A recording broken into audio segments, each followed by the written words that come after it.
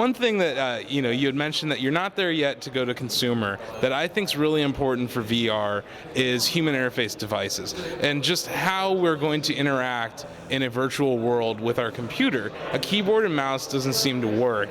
I know you guys acquired a company that designed the Xbox 360 controller.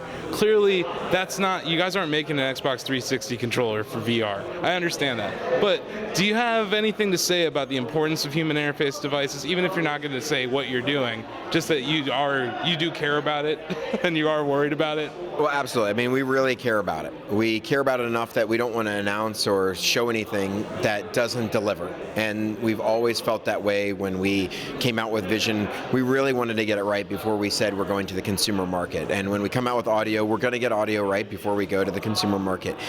If and when we do something on input, we're going to get it right. We're going to get it to be something that we're just as proud of the input device as we are the headset. And we're just not there yet. It's an incredibly hard thing to get right. So, I think people should get excited about the future. We're R&Ding a ton of stuff. We're working on all kinds of things. Input is obviously high on the list of things that we want to get right. We don't want to be shipping Xbox 360 controllers or keyboard and mice with a VR device. They weren't designed for VR. They were designed for a console and a TV system or, yeah, exactly, or a laptop or a PC. VR input is going to be something different, and it's going to be magical, and you're going to see your limbs in your hands, and you're going to really feel connected to your real body, and you're going to get an even stronger sense of presence. We're not quite there yet today, but you could imagine we're going to get there in the future, and it's going to be very, very exciting when we do. So two things that I hope are ready when we do have CV1 come to the market would be the human interface device, some solution, and also maybe some first-party software from Oculus, because it seems like you've assembled a rock star team of developers to not have them crank out at least a spiritual successor to Quake. We are a Quake fan site, Shack News. That's our roots. We started as a Quake fan site. Yep. And just seeing Carmack and Abrash sitting there, I want to know, after they're done with SDK, clearly, is there something down the pipe that Oculus has to offer us from the software standpoint, or are you going to just view it as a hardware company?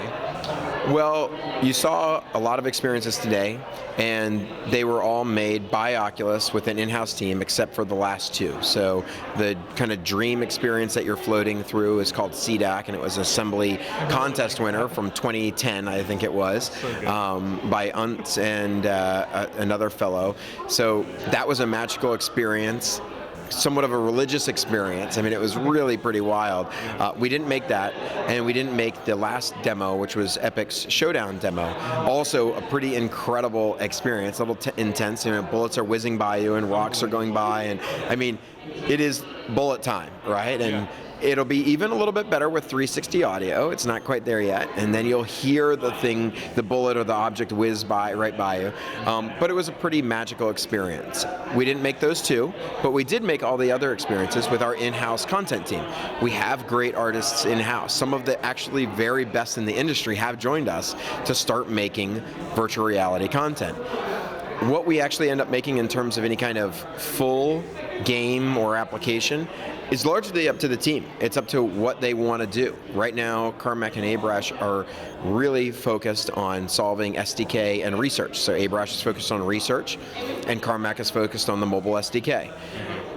If they decide at some point in the future, or if anybody at Oculus as a team kind of pulls together and decides we really want to go out and make this first-party VR game experience, and they build a prototype, and everybody in, or big groups of people in the company play it and are like, this is worth investing in, this is worth taking to market, then we could do that. We'll see in the future. We're certainly ramping up great content developers to at least show how to make great VR content.